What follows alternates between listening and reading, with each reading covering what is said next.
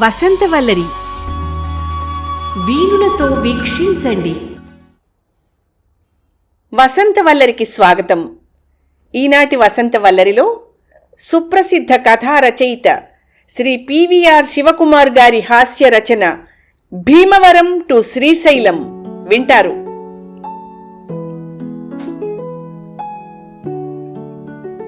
ఏటీఎంలోంచి cash బదులు DD వచ్చినా ఇంత ఆశ్చర్యం కలగదు. మాల్యాలు, నీరవ్లు ఇండియా పరిగెత్తుకొచ్చి బ్యాంకుల అప్పులన్నీ తీర్చేసినా ఇంత ఆశ్చర్యం కలగదు. పాకిస్తాన్ వచ్చి ఇండియా ఇండియా మనం ఒకటి, మళ్ళీ కలిసిపోదాం అని ప్రపోజల్ పెట్టినా ఇంత ఆశ్చర్యం కలగదు. అటువంటిది ఒక్క దెబ్బతో సమూలంగా మారిపోయిన భీమవరాన్ని చూసి మాత్రం ఆశ్చర్యంతో మూర్ఛకి పడ్డారు అందరూ. ఈ మార్పు ఎలా వచ్చిందబ్బా? అసలేం జరిగింది? ఏం మాయ చేశాడు శ్రీశైలం అనుకుంటూ ముక్కుల మీద వేళ్లేసుకున్నారు ఇంటిల్లిపాది. అవును మరి, ఇన్నేళ్లుగా భీమవరాన్ని పట్టి పీడిస్తున్న బీమారి ఒక్కసారిగా వదిలిపోయిందంటే ఎవరు మాత్రం ముక్కుల్ని వాటి మానాన వాటిని వదిలేసి వేళ్లని జేబుల్లో పెట్టుకుని ఏం జరగనట్టు తిరగలరు?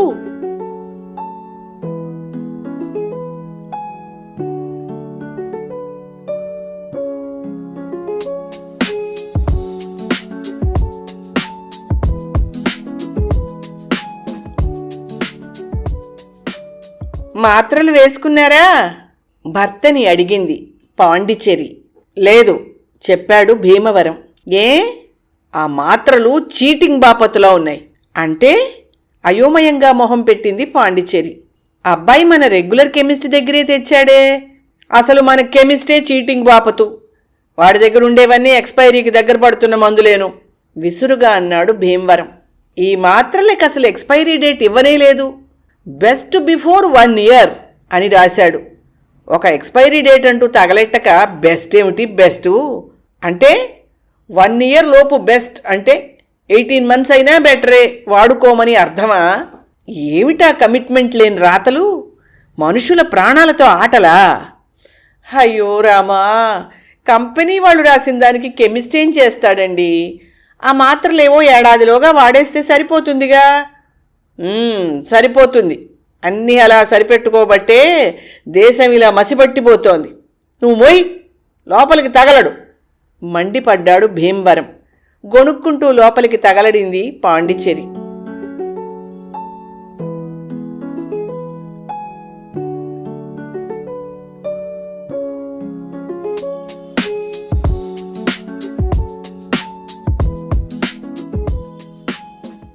అత్తయ్య, ఫ్రిడ్జ్లో ఫ్రూట్ జ్యూస్ బాటిల్స్ 3 ఉండాలి, కనబడ్డం లేదేంటి?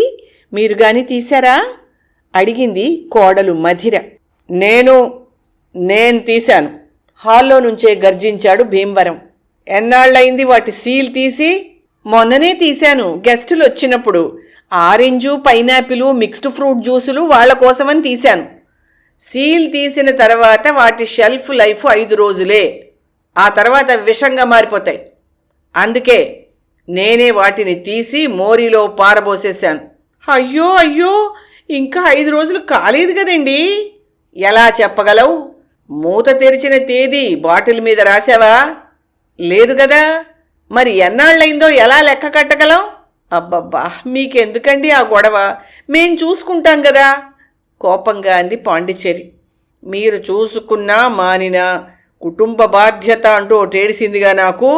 అన్నీ పట్టించుకోక తప్పదు తల కొట్టుకుంటూ ఊరుకుంది పాండిచేరి.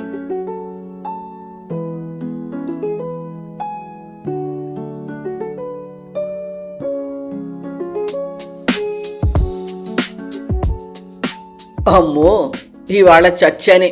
భీమవరం రావడం భయంగా చూస్తూ అనుకున్నాడు షాప్ కుర్రాడు వేదాద్రి. తనకి కావలసిన ఐటమ్స్ 4-5 తీసుకుని బాస్కెట్లో వేసుకున్న భీమవరం క్రీమ్ రోల్స్ దగ్గరకొచ్చి ఆగిపోయాడు. షాప్ సూపర్వైజర్ సింహాద్రిని పిలిచాడు. ఇదిగో, ఈ క్రీమ్ రోల్స్ చూడు, నిన్ననే ఎక్స్పైర్ అయిపోయాయి. ఇంకా ఎందుకు షెల్ఫ్లో ఉంచారు? వేదాద్రి పిలిచాడు సింహాద్రి. ఈ క్రీమ్ రోల్స్ చూడు, నిన్ననే ఎక్స్పైర్ అయిపోయాయి. ఇంకా ఎందుకు తీయలేదు? మౌనంగా వాటి మీద డేట్స్ చూసి ఎక్స్పైరీ అయినవి విడిగా పెట్టడం మొదలుపెట్టాడు వేదాద్రి. మనసులో మాత్రం గొణుక్కుంటూనే ఉన్నాడు. ఇలా ఎక్స్పైరీ అయిన వల్ల తీసేస్తే నా ఉద్యోగం కూడా ఇలాగే తీసేస్తాడు సింహాద్రి సార్. ఎక్స్పైరీ డేటు చూసుకోవడం కస్టమర్ల పని, మనమేం తీసివ్వడం లేదు కదా. వాళ్ళంతట వాళ్లే తీసుకుని బుట్టలో వేసుకుంటున్నారు. వాళ్ళు బుట్టలో పడితే మందా బాధ్యత అంటూ వంకర గీత బోధించాడు జాబులో చేరిన మొదట్లోనే సింహాద్రి వేదాద్రికి.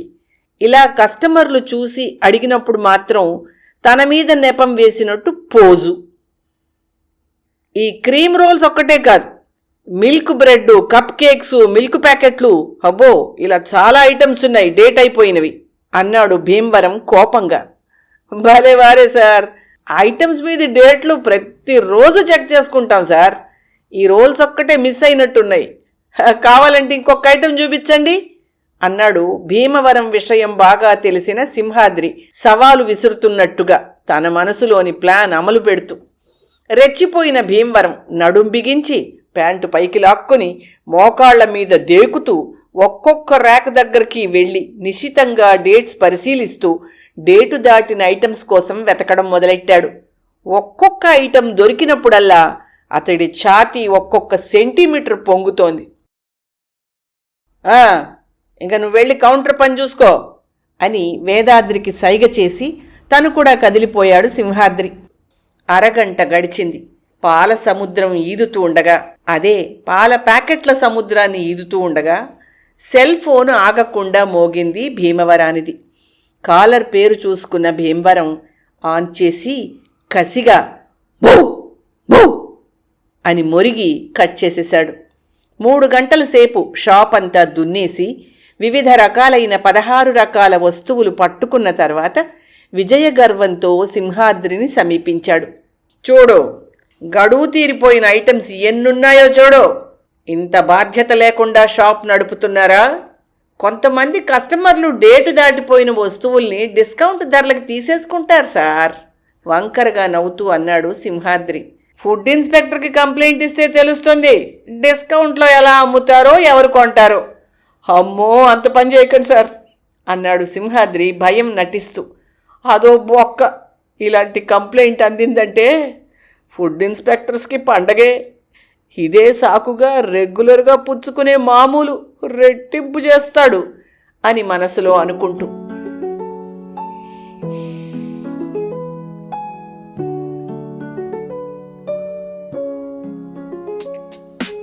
ఏమిటండి, పక్క వీధిలో సూపర్ మార్కెట్ నుంచి 4 సరుకులు తెమ్మని అడిగితే ఇంతసేపా అదే పోకపోయారేమిటి?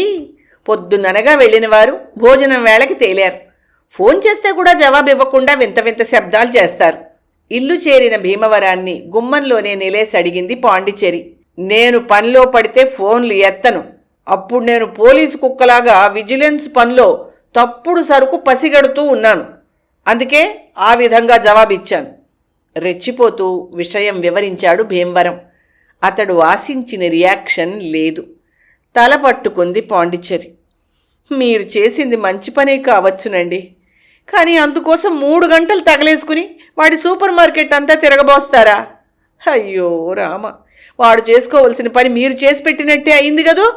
సామాజిక బాధ్యత అంటూ ఒకటి ఏడిసింది కదా, అది మర్చిపోయి ప్రతివాడు ఇలాంటి తప్పుల్ని చూస్తూ ఊరుకుంటే మడిసికి గొడ్డుకి తేడా ఏ ఉంటుంది అరిచాడు భీమవరం. ఈయనతో మాటలు అనవసరం బాబు అని గొణుక్కుంటూ లోపలికి వెళ్ళిపోయింది పాండిచేరి. మధిర తొలిచూలైనా 9వ నెల వచ్చే వరకు పుట్టింటికి కదల్లేదు. 9వ నెల వచ్చాక తప్పనిసరి బయలుదేరుతూ 3 నెలలకి సరిపడా వెచ్చాలు కొని ఇంట్లో సర్దింది.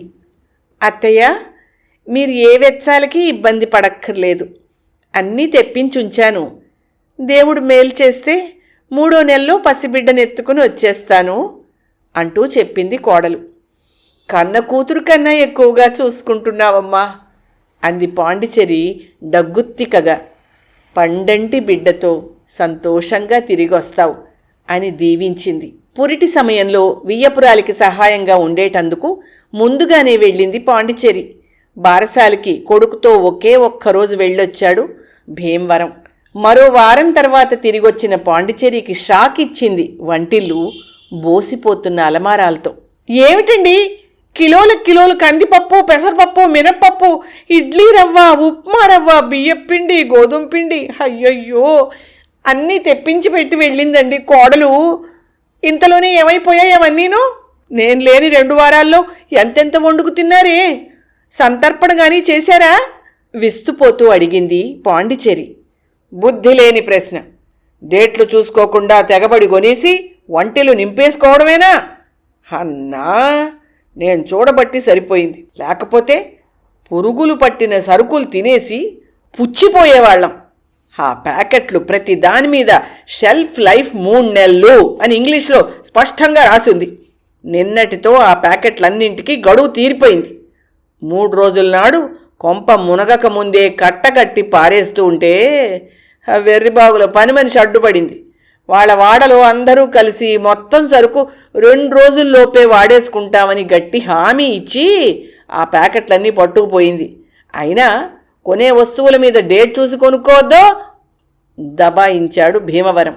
పొద్దున్న నన్ను చూడగానే పని మనిషి, అయ్యగారు శానా మంచోరమ్మా అంది వంకర నవ్వులు నవ్వుకుంటూ. ఏమిటో అనుకున్నాను నేను. ఇదా మీ నిర్వాకం? బాగుంది. పప్పులకి, పిండికి, రవ్వలకి షెల్ఫ్ లైఫ్ ఏమిటండి నా బొంద? అయ్యో రామ, పురుగు పట్టకుండా చూసుకుంటే ఎన్నాళ్ళున్నా ఏమీ కావవి. కర్మ కొద్దీ దొరికారు కదూ, నా కర్మ. గుండెలు బాదుకుంది పాండిచేరి.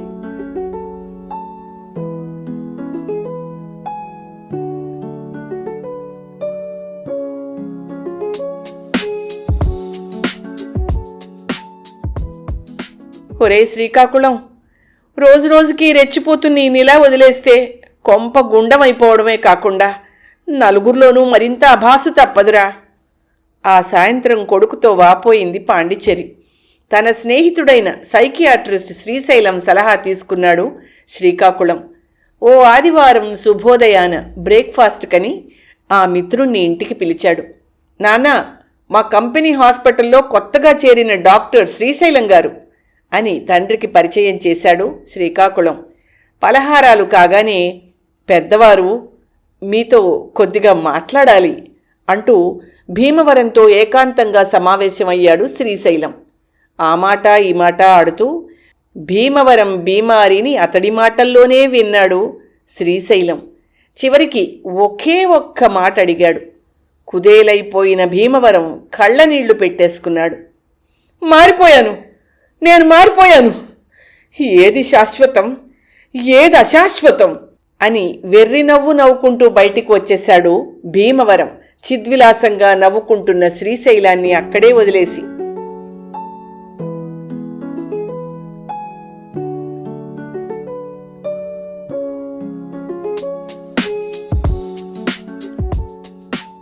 బాబు శ్రీకాకుళం, మీ డాక్టర్ గారికి 100 దండాలురా. ఇంతకీ ఆయన ఏం చేశారు? ఆసక్తిగా అడిగింది పాండిచేరి కొడుకుని. వద్దులేమ్మా, అది విని నువ్వు నన్ను తిడతావు అన్నాడు శ్రీకాకుళం. ఆహా, తిట్టంలే, చెప్పు అంది పాండిచేరి. నాన్న చేత ఎక్స్పైరీ కథలన్నీ చెప్పించి చివరికి ఒక్క ప్రశ్న అడిగారటమ్మా ఆయన. ఏమయ్యా భీమవరం, అతి సర్వత్ర వర్జయేత్ అని వినలేదా? ఇన్నిటికీ ఎక్స్పైరీ డేటు చూస్తున్నావు, ఇన్నిటికీ షెల్ఫ్ లైఫ్లు చూస్తున్నావు. 1 నెల తర్వాత ఇది పనికిరాదంటావు, మరో 6 నెలలకి అది పనికిరాదంటావు. అసలు వీటన్నింటికన్నా ముందు నీ లైఫ్ లిమిట్ ఏమిటో నీకు తెలుసా? రేపటికి ఉంటావో ఉండవో తెలియని నువ్వు ఎల్లుండి దాకా ఉంటాయని ఢంకా బజాయించి చెప్తున్న వస్తువులన్నీ ఎందుకయ్యా అనుమానిస్తావు? వాటి షెల్ఫ్ లైఫ్ ముగిసేదాకా అసలు నీ లైఫ్ ఉంటుందని గ్యారంటీ ఉందా? అన్నింటికీ లిమిట్ పెడతావు. నీ చాదస్తానికి లిమిట్ ఎక్కడయ్యా అన్నట్టమ్మా.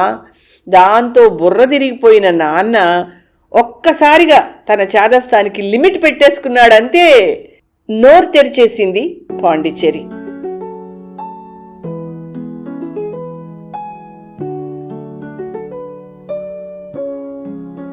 వసంతవల్లరిలో సుప్రసిద్ధ కథా రచయిత శ్రీ పివిఆర్ శివకుమార్ గారి హాస్య రచన భీమవరం టు శ్రీశైలం విన్నారు.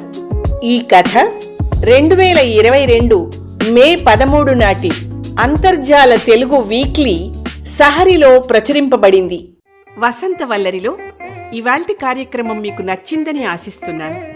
అందుకే లైక్ చేసి మీ మిత్రులకు బంధువులకు లింక్ను షేర్ చేసి మీ అమూల్యమైన అభిప్రాయాన్ని నాకు కామెంట్ బాక్స్లో తెలియచేయమని, వసంతవల్లరికి సబ్స్క్రైబ్ చేయమని విన్నవించుకుంటూ మీ వసంతలక్ష్మి అయ్యగారికి సెలవు మరి. Thank you. వసంతవల్లరి మిత్రులు, శ్రేయోభిలాషులు, వీక్షకులు, శ్రోతలు అందరికీ ఒక విజ్ఞప్తి. గతంలో లాగానే ఎప్పటికప్పుడు నా కథలను విని స్పందన తెలియచేయమని కోరుతూ, నేను చదివిన కథ మీకు బాగా నచ్చినట్టయితే తప్పకుండా హైప్ ఆప్షన్ నొక్కి నన్ను ప్రోత్సహిస్తారు కదూ.